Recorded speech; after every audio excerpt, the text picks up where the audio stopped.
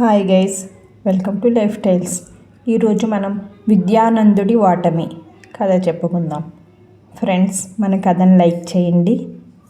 Like చేస్తే ఇంకొంచెం ఎక్కువ మంది మన కథలు వినగలుగుతారు. సరే, ఇప్పుడు మనం కథలోకి వెళ్ళిపోదాం. చంద్రగిరి రాజ్యాన్ని కౌశికరాముడు పరిపాలించేవాడు. ఇతడు అన్ని రాజ్య విద్యలలో ఆరితేరటమే కాకుండా లలిత కళలలో ప్రవేశం కలవాడు.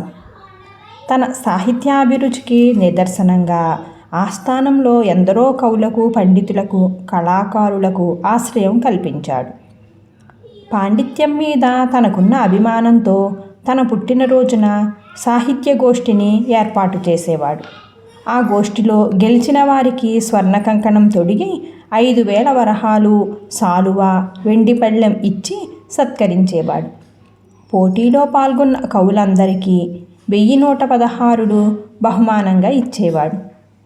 లలిత కళలన్నింటిలో ఆరితేరిన తన ఆస్థాన కవి విద్యానందుడికి ఈ సాహిత్య గోష్ఠి ఏర్పాట్లన్నీ చూసే బాధ్యత అప్పగించేవాడు. అసాధారణమైన పాండిత్య ప్రతిభ గల విద్యానందుడే ప్రతి సంవత్సరం గెలుపొంది రాజసత్కారం పొందేవాడు. తన ఆస్థాన కవి విద్యానందుడిని మించిన పండితులు ఎవరూ లేకపోవటం రాజుకు కూడా గర్వంగా ఉండేది. ప్రతి సంవత్సరం మాదిరిగా రాజు తన 45వ జన్మదినోత్సవం రోజు కూడా సాహిత్య గోష్ఠిని నిర్వహించాడు. అయితే రాజు, రాజ్య ప్రజలు, కవులు అందరూ ఊహించినట్లుగా విద్యానందుడు గెలవలేదు. భువనగిరి ఆస్థాన కవి సుగుణశర్మ సాహిత్య గోష్ఠిలో గెలుపొంది రాజు నుంచి స్వర్ణ కంకణాన్ని, 5,000 వరహాలు, సాలువ, వెండి పళ్ళెం గెలుచుకున్నాడు. తన ఆస్థాన కవి ఓడిపోవటం రాజుకి చాలా విచారాన్ని కలిగించింది. కొన్ని సంవత్సరాల నుంచి ఆనవాయితీగా స్వర్ణ కంకణాన్ని గెలుచుకుంటున్న విద్యానందుడు ఈ సంవత్సరం ఓటమి పొందటం ఆయనకి నచ్చలేదు. విద్యానందుడు ఓడిపోవటానికి కారణం రాజుకి అంతుపట్టలేదు. సేవకుడిని పిలిచి వెంటనే ఆస్థాన కవి విద్యానందుడిని తీసుకుని రమ్మని ఆదేశించాడు. విద్యానందుడి ఇంటికి వెళ్ళిన సేవకుడు అక్కడ సుగుణశర్మ ఉండటం, ఆయనకు విద్యానందుడు అతిథి సత్కారాలు చేయటం చూసి ఆశ్చర్యపోయాడు.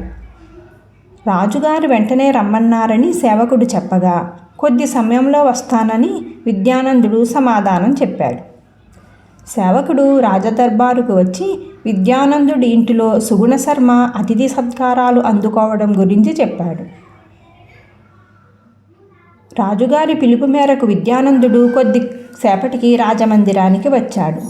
సకల కళా పారంగతుడా, ప్రతి సంవత్సరం ఆనవాయితీగా మీరు అందుకుంటున్న బంగారు కంకణాన్ని ఈసారి పొందనందుకు బాధగా లేదా? పైగా మిమ్మల్ని ఓడించిన సుగుణశర్మకు అతిథి మర్యాదలు చేస్తున్నారా అని రాజు ప్రశ్నించాడు. సాహిత్యాభిరుచి గల మీలాంటి రాజులు అన్ని రాజ్యాలలో ఉండరు కదా మహారాజా. ఈ సంవత్సరం గెలుపొందిన సుగుణశర్మ భువనగిరి ఆస్థాన కవి. కానీ ఆ దేశపు రాజు వ్యసనపరుడు కావటంతో బానిసై కళలకు నిర్లక్ష్యం చేయటం వలన కవులందరూ వీధిన పడ్డారు. సాహిత్య గోష్ఠికి కవులను ఎంపిక చేయటానికి ఇతర రాజ్యాలకు వెళ్ళినప్పుడు భువనగిరి రాజ్యంలో నది ఒడ్డున విశ్రమించాం. నదిలో స్నానానికి వెళ్ళాను. అక్కడ ఒక వ్యక్తి స్నానం ఆచరించి తన ఒంటి మీద ఉన్న దోవతిని ఆరబెట్టుకుంటున్నాడు. ఆయన చలికి వణకటం చూసి నా దోవతి ఇచ్చాను. తాను భువనగిరి ఆస్థాన కవినని, తమ రాజు వ్యసనాల అలవాట్లు కావటంతో తాము దారిద్ర్యాన్ని అనుభవిస్తున్నామని చెప్పాడు. తన భార్య చావు బ్రతుకుల్లో ఉందని ఆయన చెప్పగానే నా మనస్సు వికలమయ్యింది. మన సాహిత్య గోష్ఠిలో పాల్గొనమని సలహా ఇచ్చి కావాలని నేనే ఆయన ముందు ఓడిపోయాను. రాజా, ప్రతిభను ప్రదర్శించుకోవటం కన్నా ఒక వ్యక్తికి సహాయపడి ఆయన భార్య ప్రాణాలను కాపాడటం మిన్న కదా. ఈ పోటీలో ఓడిపోయిన బాధ కన్నా ఒక ప్రాణం నిలిచిందన్న సంతోషమే నాకు ఎక్కువగా సంతోషాన్నిస్తుంది అని విద్యానందుడు తన ఓటమికి కారణం చెప్పగానే రాజు చాలా ఆనందించాడు. 64 కళల్లో ప్రావీణ్యంతో పాటు మానవత్వం కూడా ఉన్న విద్యానందుడిని ఘనంగా సత్కరించాడు రాజు. కష్టాలలో ఉన్న కవుల కోసం విద్యానందుడు మరికొంత నిధిని వెచ్చించాడు. కథ సుఖాంతం. ఫ్రెండ్స్, ఇప్పుడు మనం నేస్తం కథ చెప్పుకుందాం. శివపురంలో ఒక కాకి, ఒక పిల్లి ఎంతో స్నేహంగా ఉండటం ఆ గ్రామ ప్రజల్ని ఆశ్చర్యపరిచే విషయం. అవి రెండూ కూడా తమకు లభించిన ఆహారాన్ని ఒక చెరువుగట్ట వద్దకు తీసుకొని పోయి తినేవి.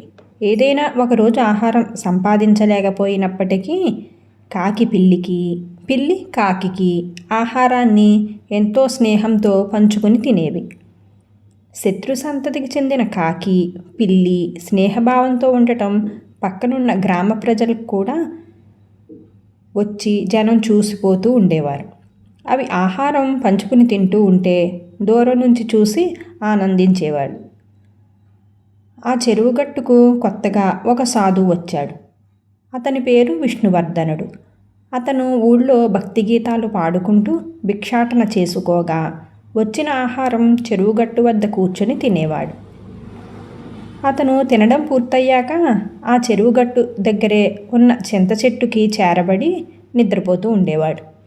అదే సమయంలో కాకి, పిల్లి ఆహారం పంచుకుని తినటం అతనికి గోలగా అనిపించి, చీచి వెధవ గోల, కాకి గోల, దీనికి మళ్ళీ ఈ పిల్లి ఒకటి మేమ మేమంటూ వెధవ పిల్లి సుఖంగా నిద్ర కూడా పోనివ్వట్లేదు అని మూలుక్కుంటూనే పడుకునేవాడు.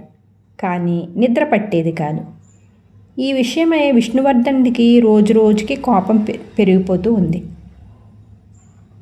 ఒకరోజు పిల్లికి కానీ కాకికి కానీ అసలు ఆహారమే దొరకలేదు. అవి మంచినీళ్లు తాగి ఆ చెరువు గట్టు వద్దనే నీరసంగా పడుకున్నాయి. అప్పుడే భోజనం ముగించి ఉన్న విష్ణువర్ధనుడు, ఏమిటి ఈవేళ ఎగువలా లేకుండా అలా పడి ఉన్నాడు అన్నాడు పలకరింపుగా. అందుకు కాకి, నాకు కానీ నా మిత్రుడికి కానీ ఈరోజు ఆహారం దొరకలేదు. ఆహారం తినకపోతే నీరసమే కదా అని అంది. అందుకు మళ్ళీ పిల్లి కలగజేసుకుంటూ, నా మిత్రుడు కాకి కోసమైనా 4 మెతుకులు తేలేకపోయాను అంది బాధపడుతూ. అందుకు విష్ణువర్ధనుడు తన గిన్నెలో ఉన్న ఆహారం తీసి ఆ రెండిటికి పెట్టాడు. పిల్లి కాకి విష్ణువర్ధనుడికి కృతజ్ఞతలు చెప్పుకుంటూ ఆహారాన్ని తినేశాయి. సూర్యుడు నడినెత్తికొచ్చే ఎండ బాగా పెరిగింది. విష్ణువర్ధనుడు చెట్టు కిందే నిద్రలోకి జారుకున్నాడు. కాకి, పిల్లి మాత్రం చెట్టుకి కొద్ది దూరంలో కబుర్లు చెప్పుకుంటూ కూర్చున్నాయి.